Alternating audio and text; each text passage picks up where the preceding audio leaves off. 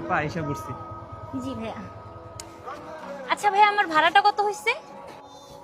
আপা আপনার ভাড়া হয়েছে 150 টাকা। 150 টাকা।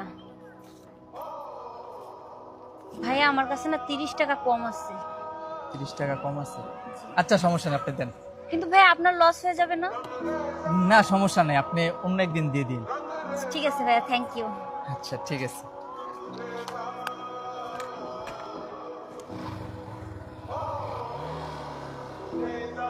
ভাই, আমার মেডিসিন গুলা। ভাই মেডিসিন কয় টাকা হয়েছে? ভাইয়া 600 টাকা। আচ্ছা ভাই, আমার কাছে তো 500 টাকাই আছে। রাখেন। না না ভাই লাগবে না। আর না সমস্যা নেই, ওষুধ কিনবেন, রাখেন। ওষুধ দিতে রাখেন। এই যে আপনার 600 টাকা। Thank you.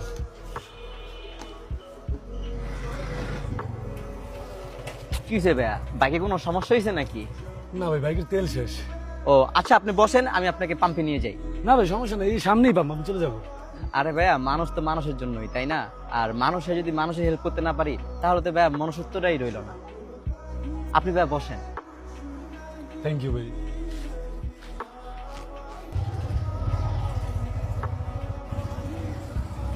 আজকে না সকালে আমি আব্বুর জন্য মেডিসিন আনতে গেছিলাম।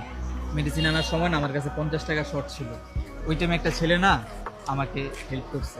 দোস্ত জানোস, আজকে আমি বাসায় আসার সময় আমার পাঠাও রাইডে ভাড়া আসছে 150 টাকা, কিন্তু আমার কাছে না 120 টাকাই ছিল মাত্র। পরে আমি ড্রাইভার ভাইয়াকে বললাম যে ভাই আমার কাছে না 120 টাকা আছে।